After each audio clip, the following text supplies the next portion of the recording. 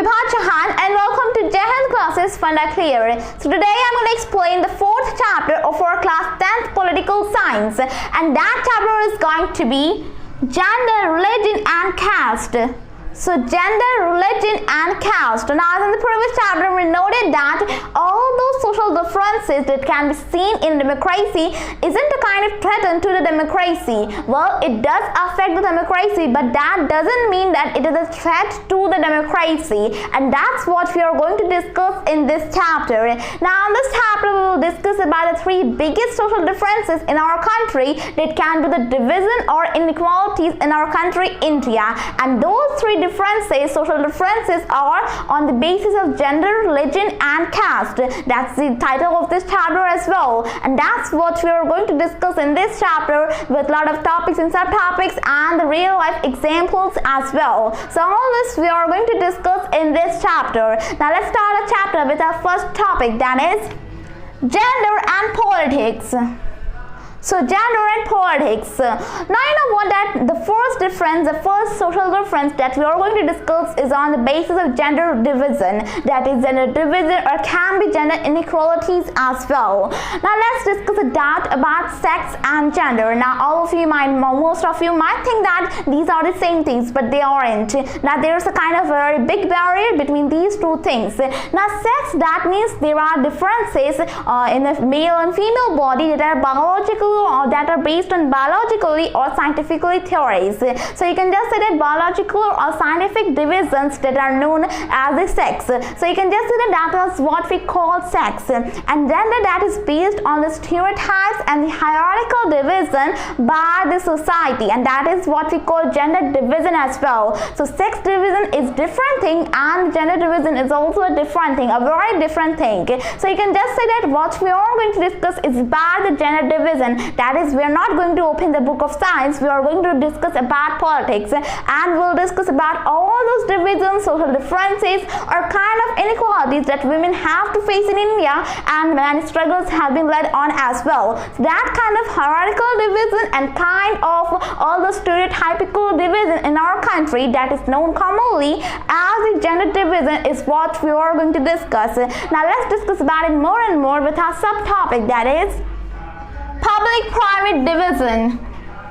So public-private division. Now let's discuss about this division, public and private division. You know what, that many of the jobs are assumed for women and men in our country. Like when we talk about teacher or nurse, then what comes into your mind? Obviously it would come a kind of portrait or image of a woman, of a female. And if we talk about scientist or a farmer, then what would the image in your mind would be of a man? And that is the social division. That is the division that can be seen commonly in our country. Now you know what, that what happens in India, that all those work that are for the private life, that are the household chores, like we washing clothes and looking after children, raising them as very good children, as ideal children, and all those types of work that are done in a house for maintaining that house are assumed for women, like cooking all the foods. Like when you think about food, then what comes to your mind? That your mom is cooking your food, and has she ever asked for money? No, she hasn't, and that's why we can just say that her work is not valued or even recognized, let alone the being paid or all those type asking for money. Now that same work can be done by men as well, but they think that they haven't been made, or those type of work aren't for them, and that is what we're going to discuss about the gender division. Well, there are exceptions in many of the cases, but that's not what we are going to talk about. We are going to talk about the division, the gender division. Now you know what, that all those work in many of the hotels you may have seen cook that are male, and you may have seen some tailor who are also male, but they are being paid for that work, for doing that work, and that's why we can say that the same work that is being done by the male their work is being recognized and valued, and as well as being paid as well, and that is what we can call a kind of social division in our country. Now you know what, that all those women also do the work in public, like fetching water in villages and carrying all those type of firewoods, but still even now yet their work hasn't been recognized or being valued. And in patriarchal families, there have been many patriarchal families in our country. That means the head of the family would be the male, his father or his brother or his husband. That's what she has been locked up. Now you can just say that there are many differences that women have to face in the daily life, in her daily life, because you can just say that all those are commonly seen but cannot be recognized in the politics as well. Now you might have been thinking that all those household chores that are for the work and those type of household chores, why are we even discussing it in the political science? And that's what we have to see. We have to recognize as a social division in our country. Now there can be many examples of showing that there have been social differences that are the gender division, like for the literacy rate. Just look at the literacy rate of men and women. Now if you look at the literacy rate, then 56% is the literacy rate for girls, and around 76% is of boys. And that you can see a vast kind of very large gap between these two groups, between boys and girls.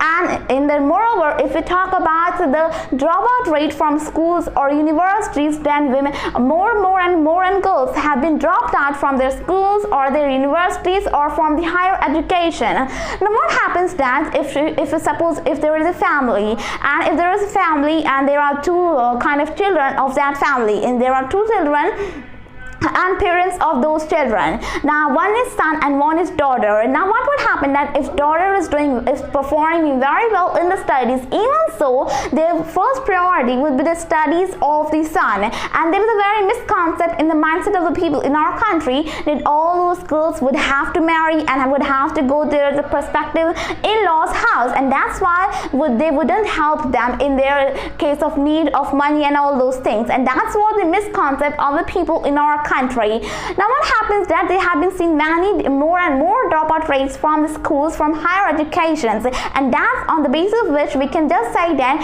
there are more men who are educated, and even those men who are even more and more educated in levels as well as their number of as well. So you can just say that is a kind of social division that can be seen in our country, and that is, we can say that all those works like nurse and being teacher are assumed to be of women, like doing gender care are all those things, and all those tough works are assumed to be done by men. But you know what, that there have been feminist movements that have been going in our country for decades. Feminist is a man or a woman who believes in the gender equality, that is, equality rights must be given to men and women equally.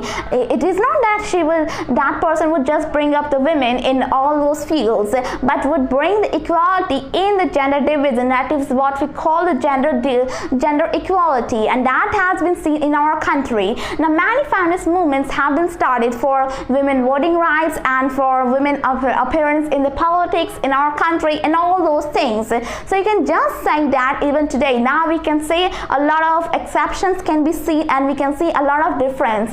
Now there have been many women who have been scientists, or can be researchers, or can be university teachers, nurses, and farmers as well. You know what, that in our country around 80% of all the farmers are female or women, and that is what is a misconception of the people. Now people, whenever we talk about a farmer, people just think that it would be a male person, it would be a man. That is a misconception, you can just say, and that is what we call a public and private division. Now you can just say that a lot of division can be seen in this public and private division. Like you know what, in our countries women are not safe even in the urban areas, and in your house you might have seen that some domestic worker is working, some maid is working and is also female, and besides doing that she is also doing a lot of work of our whole house and many other works as well. And that is what we can't recognize. We are not recognizing our well-being, and that is what we have to change. So that's what we can just say, that public and private division.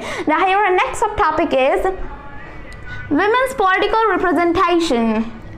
So women's political representation. Now let's discuss about the representation in the politics of our country, in the government of our country. country of women. Now their representation, what do you think about it? Well, from a long history we have just seen that in the government, in the politics of our country, there has been a very low representation of women. You know what, that there have been many feminist movements and many you can just say that women activists in our country who have been very active during these years. But what has happened that there hasn't been that much adequate attention. Well, there have been, but still in some prone areas, in some very very backward areas of our country, there's still need of a very adequate attention or very big change. And that's why women think that they should have a representation, power in the politics, so that they can change the situation of our country. Now you know what, that many acts have been passed, like the Remuneration Act in 1976, according to which men and women should be paid equally for the equal work. But it can be seen though, where we have seen it in many cases in our country, from to cinema to all those sports, what has been seen that women have been paid less than men for the same work for the same hours. But according to the survey that conducted in India, it has been seen that an average woman works 1 hour more than an average man, but most of her work has not been recognized or being valued by the people, and that is why they need a more representation in the politics. Now, can you remember the name of the first lady prime minister, or the first female president of our country? Well, there has been only one female prime minister in our country, that is Mrs. Indira Gandhi, and only one female president of our country, that is Vibha, but there hasn't been any more, and that is what we have been lacking of. We need to have more and more representation in the politics for those females as well, for women as well, so that we can eliminate all those type of stereotypes about women and all those types of gender division in our country. And that is what has been done in the that third tier government, the local government of, that is the municipalities and panchayati raj in the urban areas and in rural areas. You know what, that 1/3 of all the seats from the local government have been reserved for all the women, so that there would be a proportion for women as well. And this has been demanded in the Lok Sabha as well as for the state assemblies as well, but it has still been pending. The bill for this is still pending for passing from both the houses in Lok Sabha, and that is what we are lacking of in our country. You know what, that in state assemblies there is about 5% of the representation of women and around 10% or 12% in the Lok Sabha, and that is what we have a very low number. You know what, that we are lacking behind from the developing countries of Africa and Latin America as well, and that is what we have to upbring as well. You can just say that countries, you know what, that many women now have been working in the public work, but that can be seen everywhere. You know what, that countries like Scandinavian countries, Sweden and all those countries there has been a lot of improvement. Now women are seen more and more in the public work than men, and that has to be done in India as well. So you can just say that there's a need of more and more representation of women in the politics of our country, so that we can upbring it. You know what, that even if there is a female chief minister or a female prime minister, still there would be a low representation of women in the politics of our country. So that's what we can say that about the representation of women in the politics of our country. Now the next topic that we have got is religion, communism and politics. So religion, communism and politics. Now let's discuss about this. Now, as we have already discussed about the social difference, that is the gender division. Now let's discuss about the division based on a different type of social difference, that is the kind of you can say that religion, that is based on the religion, and also can be called as communism, that we will discuss later. Now it is a completely different type of division or difference that can be seen in our country, and it's not as universal as a gender division, but still it can be, you can just say that it can be fairly seen in many of the countries of the world. As all of you know that India, that is a very diverse country. There is a lot of diversity that can be seen in our country, and there is so much religion diversity in our country as well, and that is what we are going to discuss about it. Now you know what, that in our country there are many people, in our population there are followers of many different religions. religions, and that is why, unlike all those gender divisions, we can't just separate this type of diversity or this type of division from the politics. Now there can be examples of this as well. Now Gandhiji, the great the father of the nation of our country, now Gandhiji also said that all those religional diversity cannot be separated from the politics of our country. And by the religions, he didn't just mean that Hinduism and Islam, he meant that all those moral values to inform all those religions. And that's why he said that politics must be based on the ethics beliefs. And second can be, you can just say that second statement could be that, you know what, that the Human Rights Commission in our country said that many of the victims of all those communal riots that can be seen in our country are the religional minorities of our country, that are the minorities, that are the religion minorities in our country. And that's why we have to upbring as well. We have to upbring them. We have to do something to protect them, to stop those communal riots that are affecting all those minorities' religion of our country. The third statement in the favor of this could be that, you know what, that in our country, there are many types of family laws that can be seen. Family laws that are for the adoption, marriage, divorce, inheritance, that are for the family basis. And you know what, that many women activists have suggested, have raised their voice for changing the family laws according to different religions, because those family laws are very harsh on them. You can just say that they are being very harsh on them. You know what, that in our country, family laws are made for different religions, different family laws. Like there can be different rules for adoption or for marriage in Hinduism, and it can be different in Islam. So you can just say that that's how it goes in our country. That is how we can just say that there's a lot of diversity, and that is what we can say that religion division in our country. And now let's discuss about it more about communalism with our subtopic, that is communalism.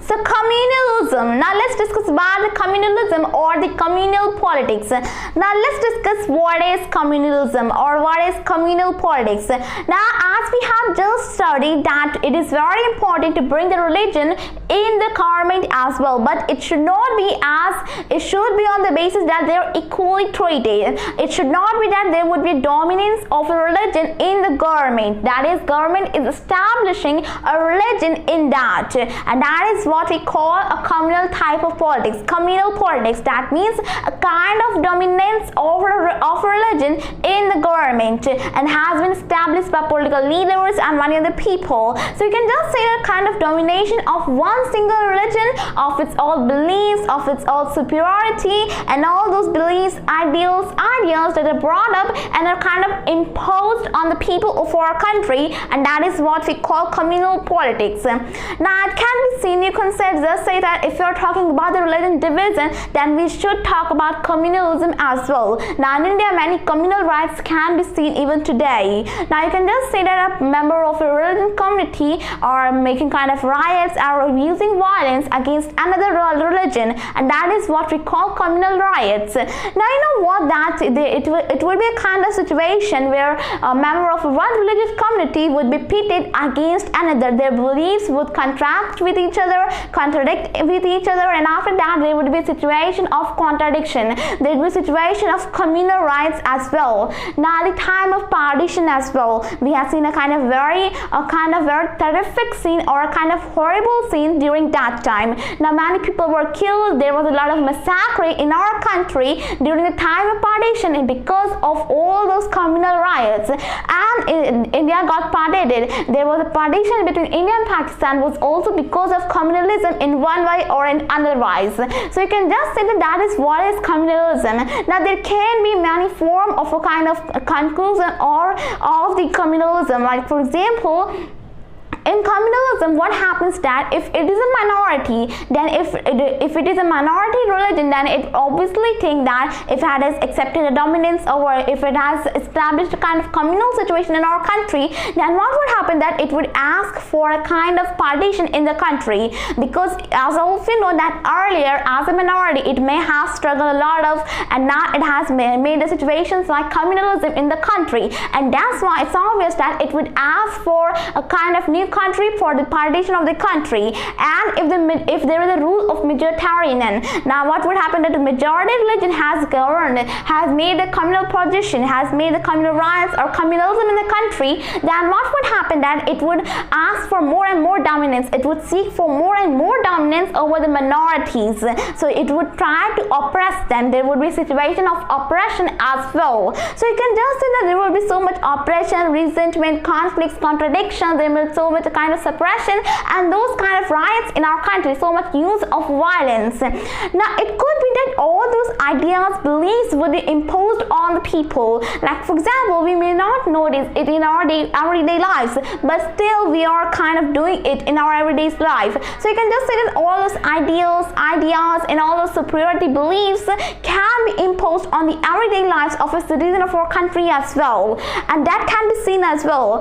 Now it would lead to political mobilization or religious lines as well. Now all those political leaders who have established kind of communalism in our country, then what would happen that they would ask for more and more votes, for more and more support from the people, as saying that they are a kind of a volunteer, and they would say that they are their helper, and they would say that they are from the same religion. That's why they would ask for more and more votes from the people by saying all those religious lines. That is, they would use the emotional kind of torture to the people's mind, a kind of psychological. It can be studied in psychology as well. What is a kind of mental torture or kind of, so you can just say that they would use the religious lines for having the more and more emotional support from the people, from the citizens of the country, and thus would get more and more votes just on the basis of communalism, and that would bring a kind of communal rights as well, as there would be more and more communities. Now in communalism, what happens that, you know what, that in a communalism it is born that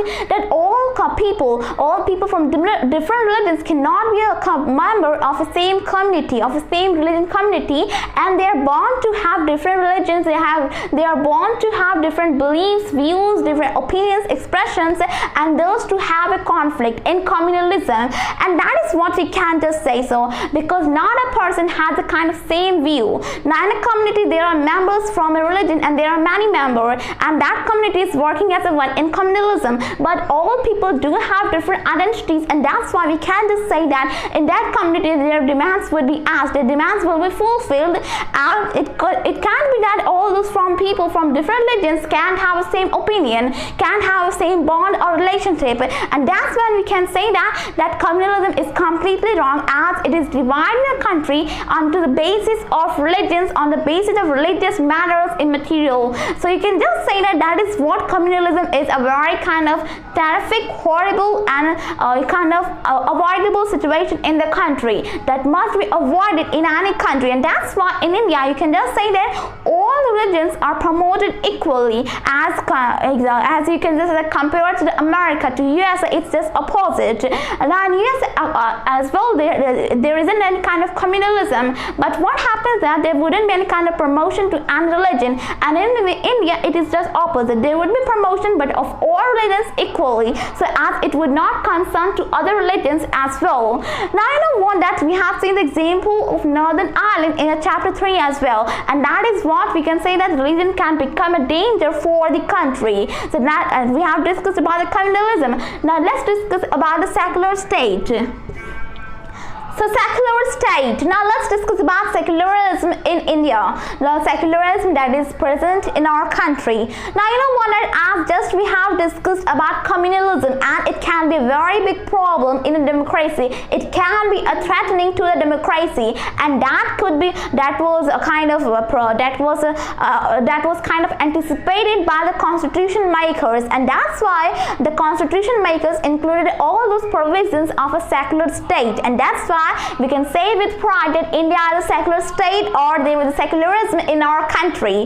Now how could it be so? Let's look about the provisions of secular state that are present in our country. Now some of them we have already discussed in the last class, political science as well. Like for example, now in India there isn't any official religion that has been kind of announced by the government of our country. You know what, that there isn't kind of any kind of religion religion like Islam in Pakistan, or kind of Buddhism in Sri Lanka, or Christianity in England. There hasn't been any doing so in our country, because our government knows that there are many religions in our country, majority and minority, and that's why we have to promote them equally, and that is being done in our country as well. Now, second problem could be that all people of our country have the right to propagate, profess and practice their religion. So you could say that all people, as we have already seen that about it, it is a fundamental right of all the citizens of our country. So you can just say that every citizen of our country has the right to propagate, to profess or to practice any religion of his or her choice.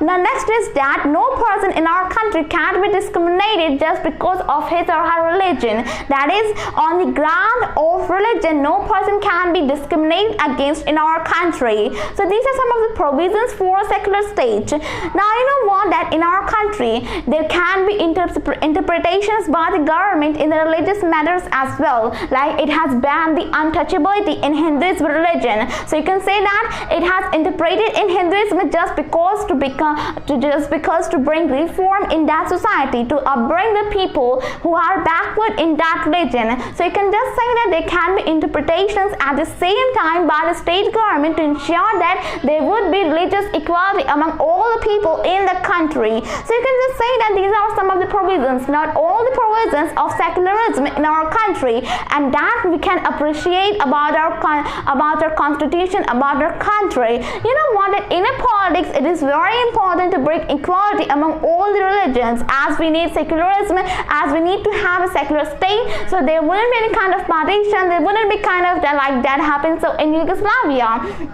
So you can just say that we don't need a kind of a partition, or we don't need that much of communal rights, but still in India it can be seen that there have been a little bit mobilization, like political mobilization on the basis of religious life, and on the basis of, you know, that there have been seen many communal rights in our country as well, that are in our everyday lives as well. You have to notice that I have to stand up against it. So you can just say that is what we can say, that secular state, our country India is a secular state. Now our next topic here is caste and politics. So caste and politics. Now let's discuss about caste and politics. Now till now we have discussed about two instances of social differences in our country, that are, one of them is completely positive and one of them is completely kind of negative. But the one that we are going to discuss right now, that is the caste and the politics, that is the social differences based on the caste system in our country. It has both type of aspects, has positive aspects as well as the negative aspects, and that's what we are going to look into. Now, you know what, that caste system, a kind of very tremendous system in our country. You know what, that in our country it is there are so many inequalities in our country. So let's discuss about those types of caste inequalities, those type of caste and politics, with our subtopic, that is caste inequalities. So caste inequalities. Now let's discuss about some of the inequalities that can be seen generally in a caste system, caste hierarchical system, or caste division. You know what, that it is a very big kind of system, a big kind of division in our country. From a long history, you know, that practices of untouchability and many so practices can be seen in the caste system as very tremendous, as very terrific practices in the history. You know what, in our country it is very very common to see that from a family of lower castes, so-called lower caste system, they would pass their jobs to their descendants, to their new generations, and they are bound to marry the members, people from the same caste, and within the same caste they would eat with, and they are not allowed to eat with any other upper caste people. And as I said that in the last chapter, we discussed about the overlapping problems, and that's why they tend to be poor and helpless in our country. You know what, that there are some kind of inequalities in our country, inequalities based on caste system. You know what, still in many of the villages we can still see the practice of untouchability and the lower education rate of all those lower caste people, and the practice that they are passing their that they are passing their kind of jobs to their generations. So you can just say that they are born to do those things just because they were born in that caste. That is just because of the accident of giving birth. So you can just say that is a negative aspect, and many reformers are advocate. Many people, political leaders like B.R. Ambedkar or E.V. Ramaswamy Naikar, who is commonly known as Periyar, or Jyotiba Phule, there were many people who worked for them, advocated them to bring reforms, to bring change in that.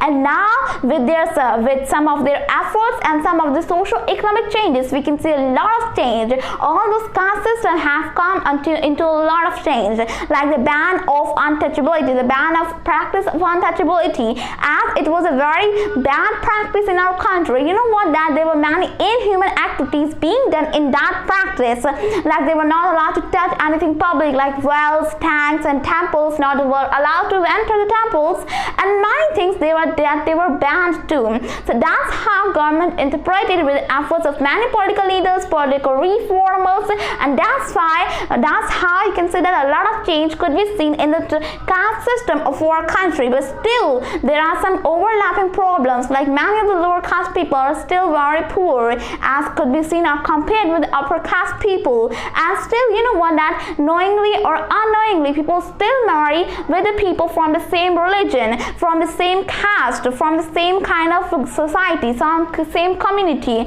So that are some of the practices that have a positive as well as a negative impact on our country. You know what, that if anyone could come return back to now from centuries ago, then he or she will be surprised to see the changes in our country, as because of the government, because bringing that issue in the politics, that's why we can see a lot of change in our country in the caste system, as it was one of the biggest kind of inhuman practices in our country. Caste system, you know what, that it doesn't really matter who is standing next to you. In the urban areas, you might have seen that it doesn't matter who is standing next to you or what occupation he or she does, or in a restaurant who is eating just sitting behind you. So you can just say that if they are sitting next to you, you wouldn't that much matter to it, you wouldn't that much give attention to it. So you can just say that in urban areas it could be seen a little bit more compared to in urban areas it could be seen a little bit less than compared to the rural areas. And in rural areas people had a kind of lot of hierarchies in their minds. So you can just say that that's how there are so many caste inequalities and many works for them as well. Now our next topic here is social and religious diversities of India. So social and religious diversity of India. Now let us discuss about the religious and social diversity of our country. You know, as all of you know that in our country census are conducted every 10 years, as it was conducted in 2011 as well. Now you know what, that there have been census, and you can say that by that census we can have information about the people, about the person's religion in our country, all the population's religion in our country as exactly the same way as they describe themselves.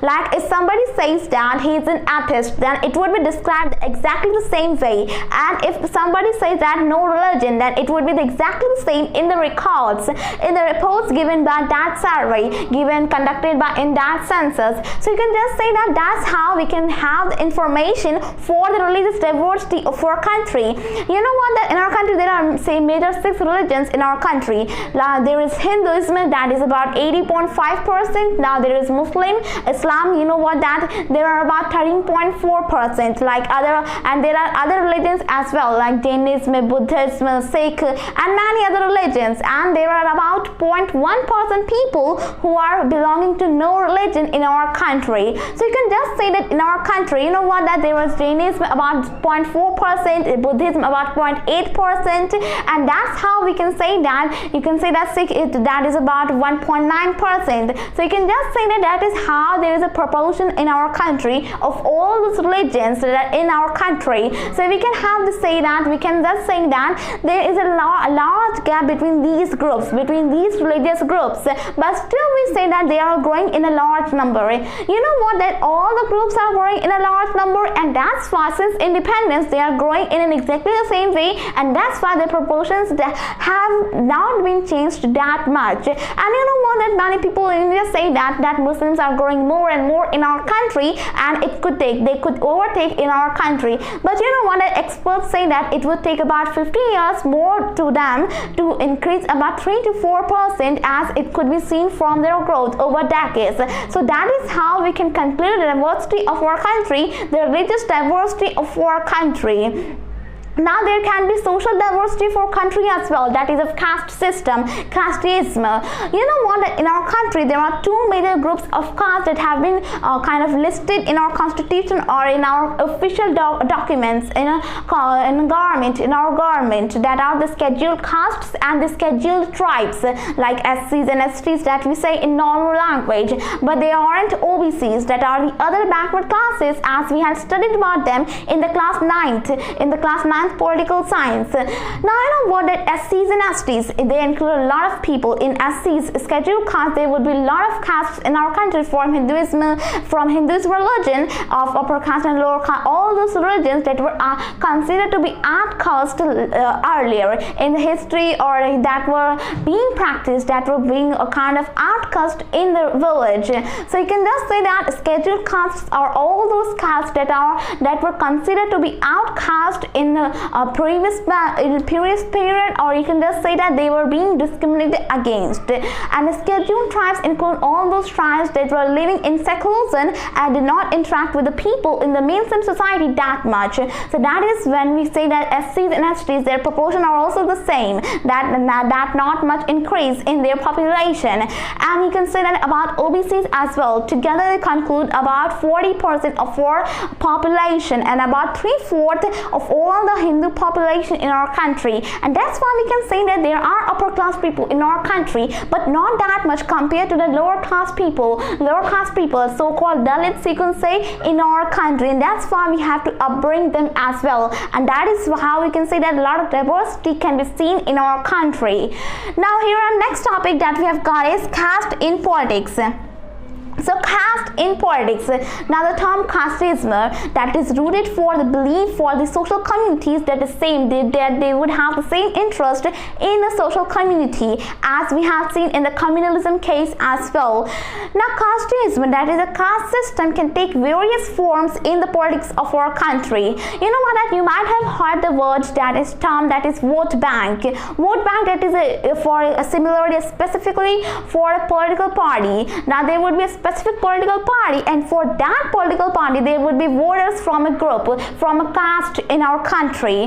Now what happens that it can take various forms in our politics. Now you know what, that for any election to be held in our country, all the candidates, all the political parties take special care of all those candidates that are from the scheduled castes or are from the scheduled tribes, and they make sure that there would be a number of proportion, there would be composition of them in the election candidates as well. And that's why we can say that is how caste takes system in the politics. And you know what, that so many of the candidates are shown of the same caste as to the voters to have the support of the public, to muster the public support. You know what, that in the public that many voters stick to their caste and just vote those people that are belonging to the same caste, and that is what we call vote bank. But you know what, that in India it is shown that all the politics is about just a caste system, and it is just corrupt, that all people are just electing the same caste or all those things. But you know that we have to consider other forms as well. As we have seen that MLAs, the ruling party and the sitting MLAs and MPs often change,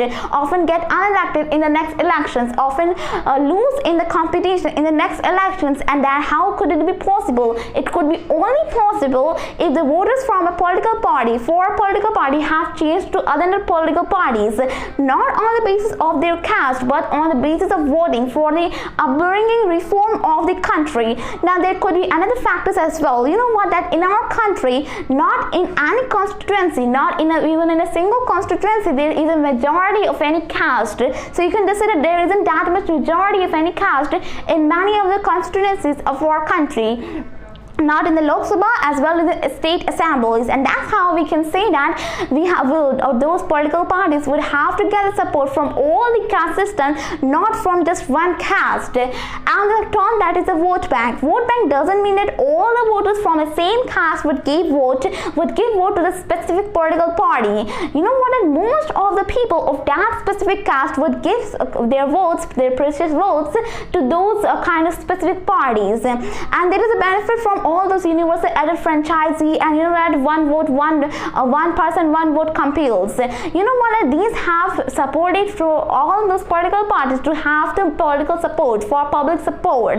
So you can just say that is how caste makes in the politics, and we can just say that is how all it is about the politics and how caste is in the politics. As in the recent elections of Uttar Pradesh as well, you might have seen that the term that is a vote bank for the caste. So it could be seen that from opposition party or from the ruling party about the candidates that they would be from SCs and STs, and there would be large proportion of them as well to muster the public support. And you know what? It is not just about the caste. Still, in many people in our country see themselves as the citizens of India, not sticking to their caste. They vote for that specific kind of political party not because of their caste or their religion, only because of that political party's work. So you can also say that is how caste forms in the politics. Now the next and last subtopic that we have got here is politics in caste. So politics in caste, you know what, that all that politics doesn't just get affected by caste, but caste also gets politicized. We can't just say that politics is caste ridden, but it is just opposite. It could be caste is politicized. You know what, the identities of caste can also be because of the politics. Like consider some of the statements. This can take various forms, like you can just say that every caste needs to be bigger, becomes bigger in cooperation with all those subcastes or the smaller castes that were excluded from it before. And next form could be that they make coalition with other groups, with other caste systems, with other castes of their neighboring areas or from other areas, and thus negotiating with each other. Now it could take a different form as well, like bringing new forms of caste like backward castes and the forward castes. So you can just say that all those caste systems also get politicized, and we can't just say that there would be only the politics that would be caste ridden, but it could be opposite as well. Now you know what, that in our country there have been many accusations against the discrimination, to stop the discriminations against the caste system, and that could be seen in the caste system as well, like many for the Dalits and OBC people upbringings, people from the OBC castes and the Dalit castes, for their upbringings many struggles have been led, and we can say that a great name in this could be Dr. B.R. Ambedkar, as he was also from a kind of Dalit caste and was discriminated a lot in his life, and that is why we can take his example as a very good example as a struggler who struggled against all those discrimination. So you can just say that is how we have discussed about casteism in our country. You know what, it is very good to have a focus on that casteism in our country, to discuss about the caste matters in our country, but it is not very good. It can affect as a negative result as well. It can have a negative result as well, because if you are looking only at the caste matters, then what about the other problems in our country like health or poverty or development, educational development, and all those things? So those have to be done as well, those have to be dealt as well, and that's why we can't just say that we have to look at the caste matter or the communalism. We have to look at the other matters as well. The government of India has to look at the other matters as well, but it has to be in the balance as well, as they can't just leave all those communalism. As we have seen that there isn't kind of that much communalism in our country, as India is a secular state, and that is all we have discussed in this chapter. Now first we discussed about the gender division, that is between the male and female, between a man and a woman. You know what, there are perceptions among the mindset of the people, that is what is an ideal woman. For all those serial makers and ideal woman would be the weaver of their cereals, and for the fashion industry it would be a very ideal kind of fashionist or a model. For prospective in-laws it would be an ideal bride with so much dowry and so much a good kind of good manners, that is they should respect that she should respect them and all those things. So for you can just say that there could be different perceptions, like in a society it would be the ideal woman would be the ideal housewife, the ideal housewife who would do all the household chores. So you can just say that how it goes about the perceptions of women in different industries, in different fields in our country. And it could be seen that even today we can see that many type of gender division, as in the urban areas, in many areas, in rural areas, that girls are not allowed to go outside after 10 or after 11 in the night. So you can just say that there can be so much gender division in our country as well. And after that we discuss about communalism or secular state in our country. Now these two things that are completely opposite of each other, don't get confused with them. Now you know what, that we discussed about communalism or communal rights in our country, and we also discussed that partition was a kind of result of it as well. And after that, most important, we discussed about casteism as well, that has both positive as well as the negative effects. So that is all we have discussed in this chapter of discussed all topics and subtopics, and the next remaining chapters of this book will be covered in the further upcoming videos. So thank you very much.